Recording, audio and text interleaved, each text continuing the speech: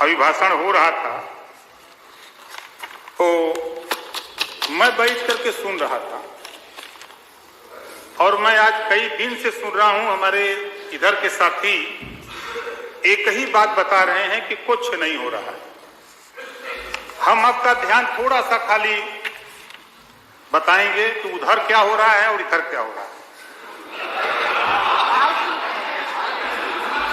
नहीं, सुन लीजिए, सुनने की क्षमता रखिए। वैसे ही आपसे ज्यादा अच्छा कोई बता भी नहीं सकता। आप काहे परेशान? माननीय अध्यक्ष जी, चिंता नहीं हमें उनकी, उन्हें चिंता हमारी है।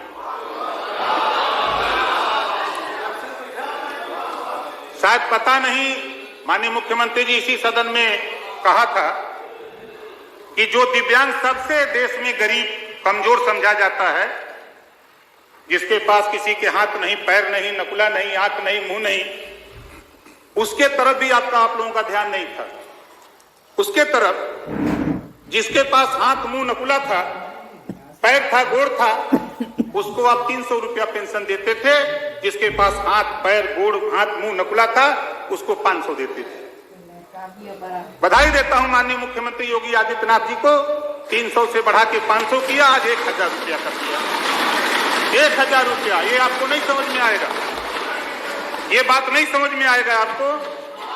दूसरी चीज नहीं समझ लीजिए, काहे घबरा रहे हैं? हमारी मंत्री की चिंता आप मत करो, अपनी चिंता करो कि 27 में आप लोग कुछ लोग बचोगे कि नहीं बचोगे, इसकी चिंता आप करो। हमसे मत पूछो, मैं बार बार कहता हूं, हमारी चिंता मत करो। देखो जो मैं बता रहा हूं भैया, देखो आपकी भी सरकार थी, जरा अपना दिल पे हाथ रख के देखो। हम महाराजा सुहेलदेव जी के वंशज हैं, हम महाराजा सुहेलदेव जी के वंशज हैं। माननीय मुख्यमंत्री जी बैठे हैं। अगर आपके आजमगढ़ में विश्वविद्यालय खुला तो भारतीय जनता पार्टी की सरकार में खुला। आप सांसद थे हमारे बचपन के नेता, लेकिन याद नहीं आया। आप चले जाइए बहराइच, पार्क बना है, जाके देख भी लीजिएगा। कहीं कभी टहलते हुए जाइएगा, अगर तेल का पैसा दिक्कत हो तो हमसे ले लीजिएगा। जाके देखिए, महाराजा सुहेलदेव की भव्य मूर्ति बनी है और पूरा पार्क बना, चित्तौड़ा झील का सौंदर्यीकरण हो गया। और आगे देखिए, और सुनिए तो भाई, और आगे देखिए, ये लोग भाई देखिए, माननीय अध्यक्ष जी जरा व्यवस्था दीजिए। माननीय अध्यक्ष जी जरा व्यवस्था। इधर की सरकार नकल रहित परीक्षा कराना चाहती थी। इधर की सरकार नकल रहित परीक्षा कराती थी, महापुरुष इधर की सरकार नकल रहित परीक्षा करा करके दिखा रही है। महापुरुष सबके हैं, जागरूक करके। महापुरुष सबके होते। ये काम तो नहीं समझ में आ रहा, नहीं दिखाई दे रहा है। अब आगे देखिए, महिला यात्रियों को परिवहन निगम की बसों में निःशुल्क यात्रा। ये तो आपको नहीं, आधी आबादी पे चिंता कौन कर रहा है? उधर के लोग कर रहे हैं, इधर के लोग तो कुछ नहीं कहे। अब आगे देखिए ना, हम गिनाई दे रहे हैं सब। ये नहीं, आप सुनिए भाई, देखिए पूर्वांचल एक्सप्रेसवे, आप लोग भी आते होंगे, आजमगढ़ के, मऊ के, बलिया के, गाजीपुर के लोग आते हैं। आप सही काम का उसका, अब आपके नेता ने अगर आगरा एक्सप्रेसवे बनाया, भाई सुनो, देखो हम, आप बोल रहे थे तो मैं नहीं बोला। आपके नेता अगर बोलने लगेंगे, ओम प्रकाश राजभर खड़ा होके एक सवाल पर बोलेगा, तो आपको बुरा लगेगा। आपको आप भी नहीं बोले, ये भी नहीं बोलेंगे, बुरा लगेगा तब आप। नहीं, आप भी ये नहीं, हम बोल रहे हैं, हम तो कुछ कह नहीं रहे हैं। आप बोलिए, सही बात है। आप पीछे उनके चक्कर में पड़े, आप बोलो। माननीय अध्यक्ष जी, नहीं माननीय अध्यक्ष जी, ये पीडीए बहुत चिल्ला रहे हैं। अभी हमारे साथी आशीष पटेल जी बोल रहे, मंत्री जी, कौन कोई तो उनके ऊपर इशारा था। हमारे माननीय संजय निषाद जी बोल रहे थे तो बड़ा इशारा था पीडीए का काम तो इधर हो रहा है भाई। मैं इतिहास में देखिए, मैं पढ़ा हूं। माननीय अध्यक्ष जी, आपसे निवेदन करूंगा कि जितना समय कांग्रेस को दिया उतना समय हमको भी दीजिए।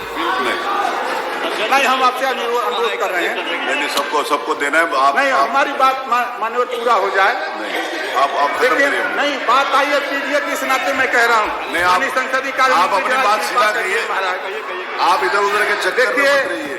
सपा सरकार ने अपने कार्यकाल में पिछड़ा वर्ग विभाग को औसतन 1300 करोड़ रुपया प्रतिवर्ष छात्रवृत्ति के लिए बजट देते रहे, और इधर होता क्या था कि 15 लाख बच्चे 15 लाख छात्र छात्रवृत्ति से वंचित रह जाते थे। और इधर क्या हुआ है, जस्ट दुगुना 2400 करोड़ से अधिक प्रतिवर्ष रुपया देकर 7 वर्षों में औसतन 25 लाख से अधिक बच्चों को छात्रवृत्ति मिल रही है। ये काम इधर हो रहा है, और आप पीडीए की बात कर रहे हैं। किस पीडीए की बात कर रहे हैं? जब आपके पास पावर था पिछड़ों को हक देने की बात, तब आपको याद नहीं आई? राजभर जी का आज आप बात कर रहे हैं। उनको हमारे सिक्योरिटी वाले दीजिए, उधर से सिक्योरिटी वाले जाके ले ले फोन। माननीय आपने नहीं व्यवस्था करनी, प्लीज। मैं आपका ध्यान पिछड़े वर्ग के बेरोजगार युवाओं के लिए जो स्कीम पहले से चल रही है, कंप्यूटर प्रशिक्षण योजना, सपा की सरकार में 5 वर्षों में लगभग 23,000 युवाओं को लाभान्वित किया गया, जबकि वर्तमान सरकार केवल इस वर्ष 23,000 से अधिक पिछड़े वर्ग के युवाओं को इस योजना में लाभान्वित करने का काम किया है 1 साल के अंदर। आप किस पिछड़े की बात करते हैं? इधर तो काम हो रहा है, इधर तो बात हो रही है खाली। आपको मौका था, आपने किया होता काम तो मैं तो समझता हूं कि उधर होते। आपने काम नहीं किया, इस नाते उधर वो लोग हैं, आप इधर परेशान हो कि ओम प्रकाश राजभर। चिंता ओम प्रकाश राजभर की क्यों सता रही है वो मुझे मालूम है, मुझे मालूम है। चिंता जो सता रही है हमारे वकील साहब ने, अंदर की बात आप ही को मालूम है। अच्छे ने अच्छा, मान्यवर, अच्छे ने अच्छा और बुरे ने बुरा कहा मुझे, अच्छे ने अच्छा और बुरे ने बुरा कहा मुझे, क्योंकि जिसको जितनी जरूरत थी उतना ही पहचाना मुझे। धन्यवाद, धन्यवाद, धन्यवाद। मैं और मान्यवर, बस मान्यवर एक मिनट नहीं प्लीज, मेरे को अच्छा नहीं लगेगा कि मैं आपको माइक बंद कराऊं। 12 मिनट आप, वो अनुचित होगा, वो अनुचित होगा। मैं किसको कितना समय दूं, ये मेरा क्षेत्राधिकार है। मान्यवर, मैं अगर आपका माइक बंद कराऊंगा तो आपको अच्छा नहीं, बड़ी पार्टी हमें मानिए नहीं। वो मैं तय करूंगा कौन कितना बोलेगा, प्लीज। कांग्रेस से बड़ी पार्टी नहीं, मैं इस बात का अनुमति नहीं दे रहा। अगर आप आरोप लगा रहे हैं, मैं इस बात का अनुमति नहीं।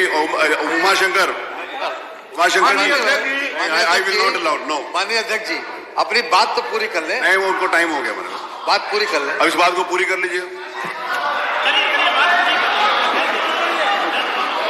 माननीय अध्यक्ष जी, जब हम लोग, एक सुझाव हमारा है महामहिम राज्यपाल के जो अभिभाषण में हमने देखा कि जो सामाजिक न्याय की बात माननीय मुख्यमंत्री जी ने जो गठित किया है राघवेंद्र सिंह के नेतृत्व में कमेटी, उसकी रिपोर्ट भी 7/9/11 जो हक पिछड़ों का 27% का लूटा जा रहा था, उसको देने के लिए जो आपने टीम बनाई है, जो कमेटी बनाई है, उस कमेटी की रिपोर्ट जो आई है 7/9/11 में बांटने के लिए, कभी समाजवादी पार्टी ने कभी सामाजिक न्याय की तो बात करते हैं, लेकिन सामाजिक न्याय समिति की रिपोर्ट लागू करने की बात कभी नहीं किया समाजवादियों ने। और तो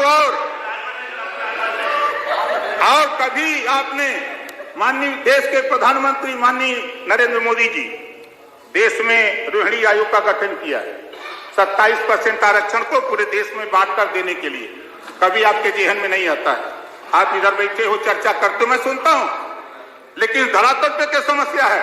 गोंड और खरवार का सर्टिफिकेट नहीं बन रहा है, कहीं कहीं तहसीलों में दिक्कत है, उसकी चिंता तो आपको नहीं है। चिंता अगर है तो इधर के लोगों को है, वो चिंता करके उसको आदेश देने का काम हो रहा है।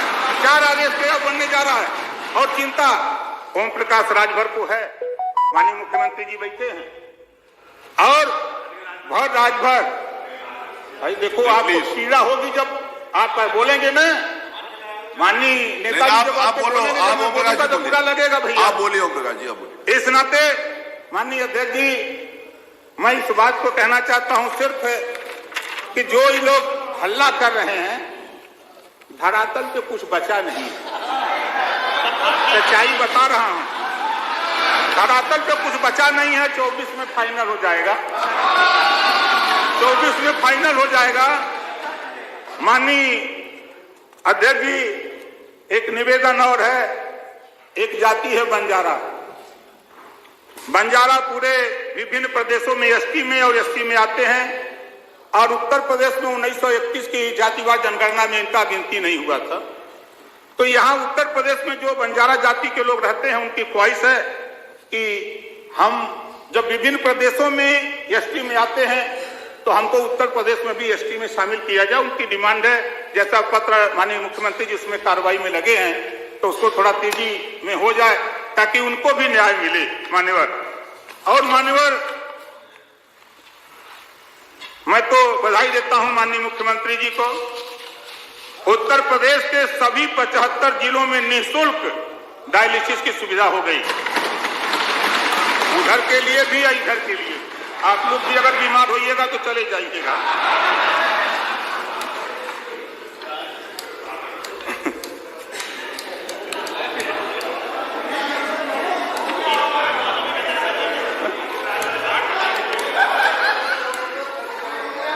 नहीं, धन्यवाद। हम महामहिम राज्यपाल के अभिभाषण पर उनको धन्यवाद देते हैं और अपनी बात को समाप्त करते हैं। धन्यवाद, आप बहुत अच्छे हैं। धन्यवाद।